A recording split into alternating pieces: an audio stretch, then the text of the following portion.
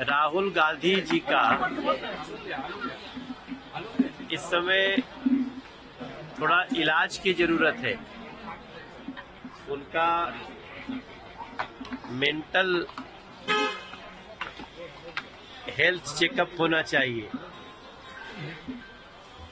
सबसे जो चिंता की बात है कि आप दुनिया भर का जात जानना चाहते हैं और अपना जाति नहीं बताना चाहते हैं, ऐसा क्यों? वो कहते, उनसे जब पूछा गया कि आपकी जाति क्या है, तो उन्होंने कहा कि इन्होंने मुझे गाली दिया। अगर राहुल गांधी जी से जात पूछा जाए तो उनको लगता है कि गाली दिया गया है, तो फिर दूसरे की जात पूछते हैं तो वो भी तो गाली हुई। तो वो सबको गाली देना चाहते हैं और अपने को उससे बचाना चाहते हैं। तो मैं समझता हूँ ऐसे व्यक्ति का मेंटल हेल्थ चेकअप होना चाहिए।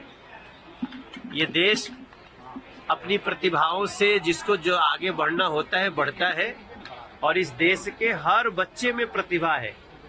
जरूरत है समय पे उस प्रतिभा को तराशने की, लेकिन पता नहीं, चूंकि इन लोगों को इतना दिन से सत्ता में रहने का आदत हो गया था राहुल जी को, कि सत्ता से निकलने के बाद वैसे ही तड़प रहे हैं जैसे मछली को पानी से निकाल दो। पेंशन पॉलिसी सर पास कर दी गई है। इस देश के जितने सरकारी केंद्रीय कर्मचारी हैं, सरकारी कर्मचारी हैं, उन लोगों का एक लंबे समय से ये डिमांड था कि हमारा सेंट्रल पेंशन स्कीम को जो पुरानी थी वही लागू किया जाए। और आप सबको जानते हुए बड़ी खुशी की बात है कि 2 दिन पहले सेंट्रल पेंशन स्कीम को नरेंद्र मोदी जी की सरकार, उन्होंने इसको मंजूरी दे दी है। अभी हम और ललन सिंह जी साथ में ही आए फ्लाइट से, वो भी बहुत प्रसन्नता व्यक्त कर रहे थे।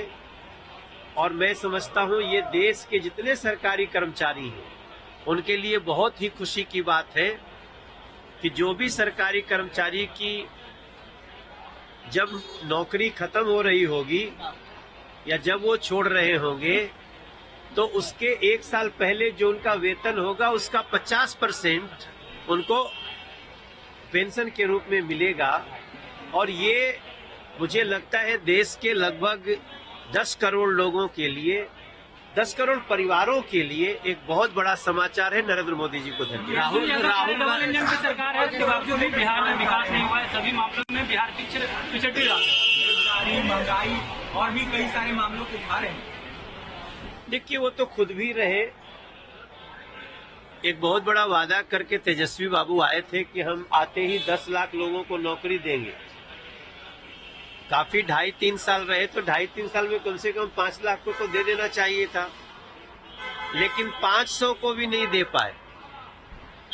तो तेजस्वी बाबू को मैं इतने कहना चाहूंगा, देखिए, हम ये नहीं कह रहे हैं कि बिहार के हर एस्पिरेशन को हमने पूरा कर दिया है, लेकिन बिहार बहुत तेजी से विकसित राह पे चल रहा है। और बिहार को इस बजट में 26,000 करोड़ रुपया दिया गया है। अब उसका तो विरोध कर रहे थे तेजस्वी बाबू। आप अगर विपक्ष में हो के भी बिहार के समर्थक हैं, तो बिहार में जो इस बजट में स्पेशल दिया गया है, टोटल देखेंगे तो करीब 48,000 करोड़ का इसी बजट में है। लेकिन उसकी तारीफ करने की बजाय तेजस्वी बाबू को आदत पड़ गई है केवल विरोध करना है। मुझे लगता है जो बिहार को प्यार करता है वो बिहार के हर बेहतरी को स्वीकार भी